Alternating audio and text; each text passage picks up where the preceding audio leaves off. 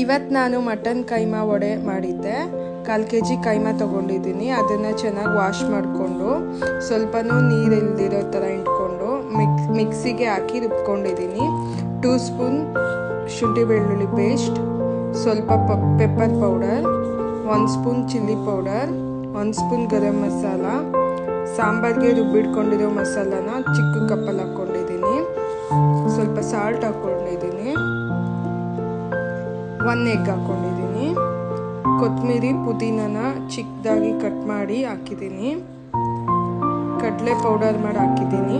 ನೀಟಾಗಿ ಕಲಿಸ್ಕೋಬೇಕು, ಕೈಗೆ ಅಂಟ್ಕೋಬಾರ್ದು. ಕೈಮಾನ ಒಡೆ ಥರ ತಡ್ಕೋಬೇಕು. ಆಯಿಲ್ಗೆ ಹಾಕ್ಕೊಳ್ಳಿ. ಕಡಲೆ ಎಗ್ ಹಾಕಿಲ್ಲ ಅಂತ ಅಂದರೆ ಆಯಿಲ್ನಲ್ಲೆಲ್ಲ ಕಲಿಸ್ಕೋಗುತ್ತೆ. ಚೆನ್ನಾಗಿ 2 ಸೈಡ್ ಸಿಮ್ನಲ್ಲೇ ಬೇಯಿಸ್ಕೋಬೇಕು. ತುಂಬ ಈಸಿಯಾಗಿ ಮಾಡ್ಕೋಬೋದು, ತುಂಬ ಟೇಸ್ಟಿಯಾಗಿರುತ್ತೆ. ಸೇಮ್ ನಾನು ಲಾಸ್ಟ್ ವಿಡಿಯೋದಲ್ಲಿ ಹೇಳ್ಕೊಟ್ಟಿದ್ದೆ ಕೈಮಾ ಸಾಂಬಾರ್ ಎಗ್. ಎಲ್ಲರಿಗೂ ತುಂಬ ಇಷ್ಟ ಆಗುತ್ತೆ, ಚೆನ್ನಾಗಿರುತ್ತೆ. Thank you.